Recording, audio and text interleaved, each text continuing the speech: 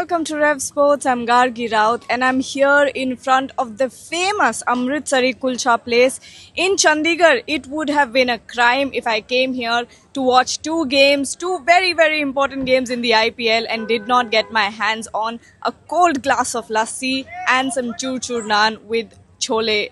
So that's why I've come here. After shooting this video, I will dig in. But it is that point in the IPL season where one mistake, one off day and all the effort, all the grinding, it could all just go down the drain for any of the franchise. That's the reality of the playoffs, and tonight at the new PCA Stadium in Mullapur, it's do or die for two teams, Gujarat Titans and Mumbai Indians. One will book a spot in qualifier 2 and stay in the hunt for the trophy. The other, well, they will be packing their bags and going home. For the winner, a clash with Punjab Kings awaits in the qualifier 2. For the loser, well, that's the end of the road of this season.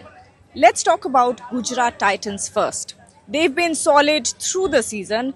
Third place on the table, 18 points from 5 losses. The big story for them has been their top order, Sai Sudarshan, Shubman Gill and Jos Buttler. Those three have been on another level, scoring runs right and left. Sudarshan leads the orange cap race with 679 runs, while Gill is at number 2, and Buttler also chipped in a few runs, a few 500 plus runs before he had to leave for national duty.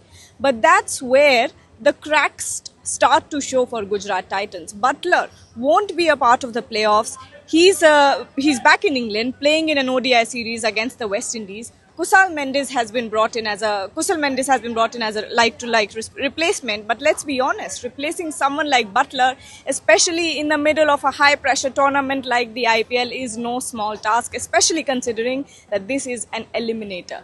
GT looked like they had a top 2 finish in the bag, but then they fumbled in the last 2 league games. First against Lucknow Super Giants, then to Chennai Super Kings. And when you look at those 2 games, it wasn't like, they completely collapsed. But the standards that they had set throughout the tournament, they were so high that a couple of 30s and 40s from their stars did not cut it. And that's the pressure that they've created for themselves right now. Now, their middle orders, Shafin Rutherford, Shah Rukh Khan, have chipped in when they've had the chances. But look at the other batters, Rahul Tewatia, Rashid Khan, haven't quite lived up to the expectations this season. There are options on the bench. You have a Washington Sundar, you have Anuj Rawat, Dasun Shanaka, Mahipal Lomror. But let's be honest, with an eliminator on the line, I think it's very unlikely that Gujarat Titans will shake up their playing 11 too much. And in hindsight, maybe they should have tested that bench earlier in the league phase. But that's all in hindsight. On the bowling front, there's a big hole to fill. Rabada has gone back to South Africa to prep for the World Test Championships final, and that's a huge miss. They still have a lot of quality in their bowling lineup. They've got a Prasidh Krishna who's been outstanding, 23 wickets this season. Just behind Noor Ahmed, who's also in the race for, if I'm not wrong, is in the race for the purple cap. And Prasidh Krishna was brilliant against CSK, but the rest of the attack struggled. And our Sai Kishore started the season on fire, but has gone a bit quiet since then. Mohammad Siraj, who will be the talking point since now.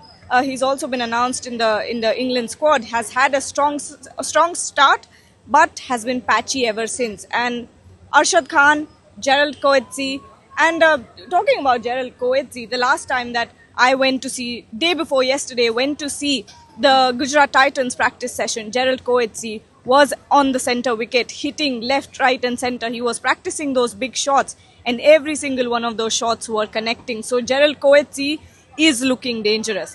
They've got to step up. And Rashid Khan as well, he's not been his usual self either. So GT need him to bring that spark back.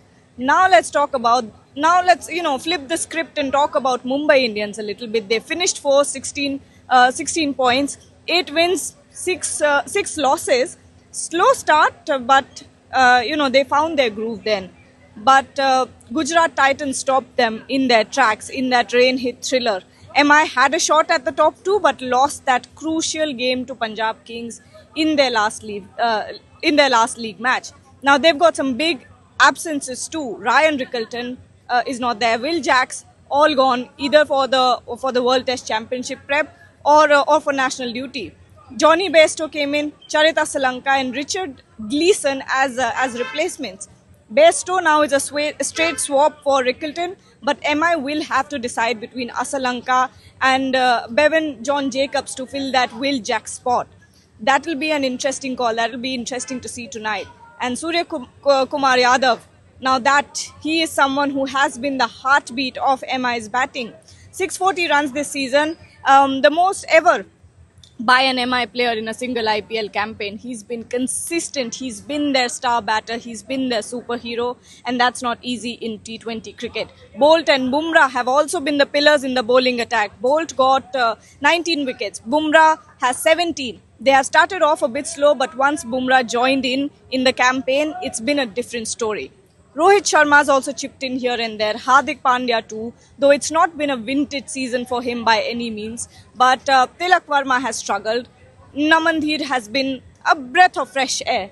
Those late cameos have been electric. Mitchell Santner's experience will also be invaluable tonight, and he's had some match-turning moments. Karan Sharma, Ashwini Kumar, they've also had their fair share of highlights. The concern here for Mumbai Indians is Deepak Chahar. Now, he's been decent with the new ball. He even bowled a maiden in the last game against Punjab, but he did not look fully fit, and that's the concern because in the last practice session as well, Deepak Chahar was not there. And against GT, he won't have fond memories. Last time he bowled in the rain-curtailed match, he could not defend 15 runs. So, GT versus MI, Gujarat have had the upper hand this season, won both matches. First, they posted a big total and then defended it comfortably. Then in the rain-curtailed match, they chased down a tricky target, but took it down to the wire and won the match. But here's the thing. GT have lost a bit of momentum lately, and MI are the kind of team that can sense that can turn the tables around. This is GT's 4th IPL season, and they've made the playoffs in 3 of them. Hardik Pandya has led them to 2 finals. Of course, they won one of them, but lost to CSK in 2023. Now, Hardik Pandya is the MI captain, and after a disappointing 2024, Hardik would love nothing more than to make a statement in the playoffs. So, who's it going to be? Who survives? Who gets knocked out? We'll have to wait and watch. But I'll also take you guys back to the practice sessions day before yesterday. MI were the first to hit the ground among the 3 teams that practiced that day. At 2 p.m, scorching heat, 41 degrees Celsius, but no complaints, just hard work. The session was split. Some players worked on the center wicket, while some of them kind of practiced in the enclosed net area. Jasprit Bumrah was the center of attention, especially with that England series coming up. It's going to be big. He came onto the field around 2:50 p.m, warmed up, chatted with the staff, and then got into his rhythm. Bumrah and Bolt bowled in tandem in the nets, over 10 overs between them, with Bumrah going for nearly 40 minutes. That's serious dedication bowling in that heat. When it comes to the other batters, Rohit Sharma, Hardik Pandya, and the rest were practicing in a closed-off net area, away from the media's eyes, away from the public's eyes. Reece Topley got some overs in too, while Mitchell Santner and Robin Minns were working on big hitting. Santner also put in some time facing spin and sharpening big hitting. So yeah, both teams have had their stories, their challenges, their starts, good and bad starts. But when that first ball is bowled tonight, none of that matters. It's about who shows up today. It's about who shows up tonight, who handles the pressure better. Because last night we saw something that none of us expected. Punjab Kings crumbling under the pressure against RCB, and RCB grabbing that opportunity by the throat. But it's going to be an exciting eliminator tonight. Let's see who advances to qualifier 2.